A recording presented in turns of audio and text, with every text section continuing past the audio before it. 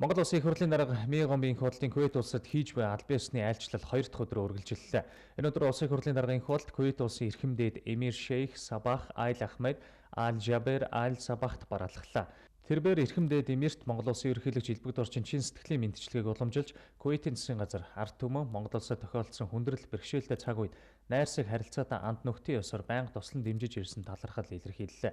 Тус ус 2000-аас 2001 оны зуудын үед 500 мянган долларын тусламж үзүүлж энэ жил Баян Үйлгийн аймагт тохиосон үерийн гамшигыг арилгахад туссан билээ. Улсын хурлын даргын их хурлд хоёр орны хооронд тогтоосон хамтын ажиллагаа улс төр эдийн засгийн бүхий л салбар сүүлийн 20 гаруй жил амжилттай хөгжиж байна. Кувейтийн талын санхүүжилтээр барьж байгуулсан автозам тайшрын усан цахилгаан станц зэрэг бүтээн байгуулалтад Монголын ард түмэн ямагт талархаж байдаг. Эрхэм дээд Эмир таны санаачлан байгуулсан судалгааны төв Улаанбаатар хотод үйл ажиллагаагаа явуулж өндөр хааны нисэх буудлын өргөтгөл шинтгэлийн техник эдийн засгийн үндэслэл хийгдэж байна гэж тэмдэглэлээ. Тэрбээр Кувейтийн сан хөрөнгө оруулалтын газар зэрэг байгууллагууд хоёр орны ойрын үеийн эдийн засгийн хамтын ажиллагааны асуудлаар судалгаа хийж төсөл хөтөлбөр хэрэгжүүлэхэд бэлэн байна гэдгийг илэрхийлсэнийг эрхэм дээд Эмирт дуулгаад та Монголыг сайн мэднэ. Монгол улсад илгэмсрэг дотно ханддаг тань бид гүнээ талархдаг. Уулуурхай хөдөө аж ахуй, аялал жуулчлал, барилга, дэд бүтцийн зэрэг чиглэлээр Монголд хөрөнгө оруулах боломж бий. Бид анд нөхөд та бүхэнтэйгээ хамтран ажиллахад баяртай байх болно гэж онцлолоо. Түүнчлэн энэ жил болсон сонгуулийн үр дүнд байгуулагдсан шинэ парламент засгийн газар эх 4 жилд нэг зорилго бодлоготойгоор доктортой үйл ажиллагаа явуулах болно. Эх жил Монгол Кувейтийн засгийн газар хоорондын комиссийн хуралдааны хийх саналыг манай талаас дэвшүүлсэн. Энэ хуралдаанаар хамтын ажиллагааны зорилтууд тодорхой болно гэдэгт найдаж байна.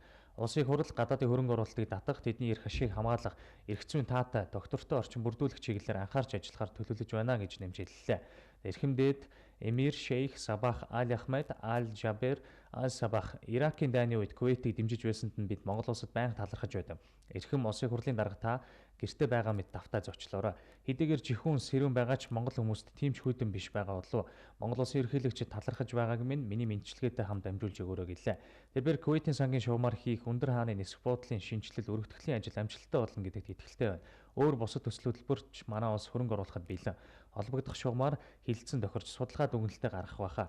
Энэ жилийн хувьд газрын тосны үнийн уналттай холбоотойгоор манай санхүүгийн байдал амаргүй байна. Гэхдээ Монгол улсад боломжийнхоо хэрээр туслахыг зохих байгууллагуудад чиглэл болгоно гэж амлалаа. Мөн эрхэм парламентын дарга таны айлчлал ихээхэн чухал ач холбогдолтой гэж би үзэж байна. Хоёр орны ард түмний найрамдалт нөхөрсөг харилцааг бэхжүүлэхэд хууль тогтоох байгууллагуудын хамтын ажиллагаа чухал шүү хэмээн онцлоо. За эрхэм дээд Эмир уулзалтын төгсгөлд Монгол улсад хөгжил цэцэглэл Монголын ард түмэн сайн сайхныг өрөөлөө. Энэ өдөр улсын хурлын даргын их хурлд Кувейтийн хөрөнгө оруулалтын газрын сонголтод хөрөнгө оруулалтын асуудал хариуцсан гүйцэтгэх захирал Фарок Бастаки, Шадар сайд бөгөөд сангийн сайд Аниас Халид Аль Салех нартай уулзлаа. За эрхэмсэг ноён Фарок Бастаки Монгол улсад хөрөнгө оруулах чиглэлээр газар дээр нь очиж судалгаа хий. Би энэ чиглэлээр Монголд очиж ажилласан тул нөхцөл байдлыг сайн мэднэ. Томоохон төслүүдийн талаар судалгаа хийж үр ашигыг сайдар тооцох нь чухал. Харин жижиг төслүүдийн хувьд худалдаа аж үйлдвэрийн танхимаар дамжуулж хэрэгжүүлвэл илүү үр дүнтэй гэсэн байр суурь илэрхийллээ. Улсын хурлын даргын их хурлд бид Кувейтийн сантай хамтарч ажиллаж байсан туршлагатай. Харин хөрөнгө оруулалтын газар зочилж байгаа анхны монгол хүн бий байж магадгүй.